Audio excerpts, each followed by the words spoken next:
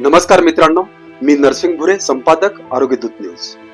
पाचोरा तालुक्यातील भोजे गावात एक अत्यंत दुर्दैवी घटना घडली आहे।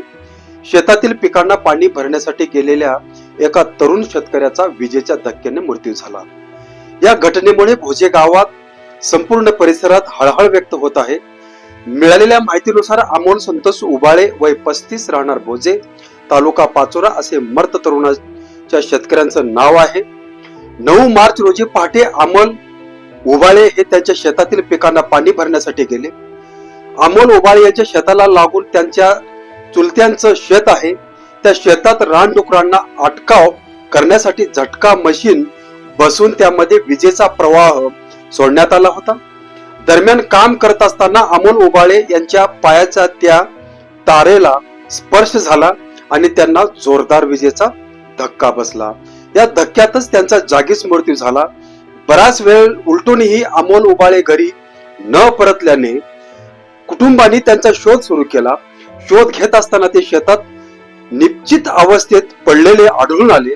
त्यांना तात्काळ पाचोरा ग्रामीण रुग्णालयात दाखल करण्यात आलं, मात्र वैद्यकीय अधिकाऱ्यांनी तपासणी करून त्यांना मृत घोषित केलं। या प्रकरणी पाचोरा पोलीस स्टेशन मध्ये अकस्मात मृत्यूची नोंद करण्यात आली असून पुढील कारवाईसाठी सदर नोंद 0 क्रमांकाने पिंपळगाव हरेश्वर पोलीस स्टेशन कडे वर्ग करण्यात आले आहे।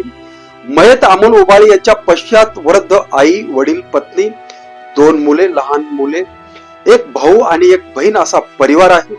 अत्यंत शांत आणि मनमिळावू स्वभावाचे म्हणून गावात त्यांची ओळख होती।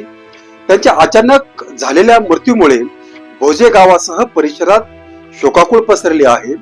दरम्यान अमोल उबाळे यांच्यावर 10 मार्च रोजी सकाळी 10 वाजता अंत्यसंस्कार करण्यात येणार आहेत। मित्रांनो, ही घटना फक्त एक बातमी नाही तर प्रत्येक शेतकऱ्याला सावध करणारी एक मोठी शिकवण आहे। रानडुक्कर, नीलगाई किंवा इतर वन्य प्राणी पिकांचे संरक्षण करण्यासाठी काही शेतकरी शेतात विजेचा प्रवाह सोडतात, पण लक्षात ठेवा, हा उपाय कधी कधी प्राणघातक ठरू शकतो। रानडुकरांना थांबवण्यासाठी लावलेले वीज कधी आपल्याच माणसाचा जीव घेते आणि एका क्षणात संपूर्ण कुटुंब उद्ध्वस्त करून टाकते। आज अमोल उबाळे यांच्या कुटुंबावर जे दुःख कोसळलं आहे ते दुःख कोणत्याही शेतकरी कुटुंबावर येऊ नये म्हणून शेतकरी बांधवांनो, पिकांचे संरक्षण करताना अशा धोकादायक पद्धती टाळा। सुरक्षित कुंपण, सोलर फेन्सिंग किंवा इतर पर्यायांचा वापर करा, कारण पिकं पुन्हा उगवू शकतात पण माणूस परत येत नाही। आरोग्य दूत न्यूजच्या वतीने अमोल उबाळे यांना भावपूर्ण श्रद्धांजली। मी नरसिंग भुरे, संपादक आरोग्य दूत न्यूज। धन्यवाद।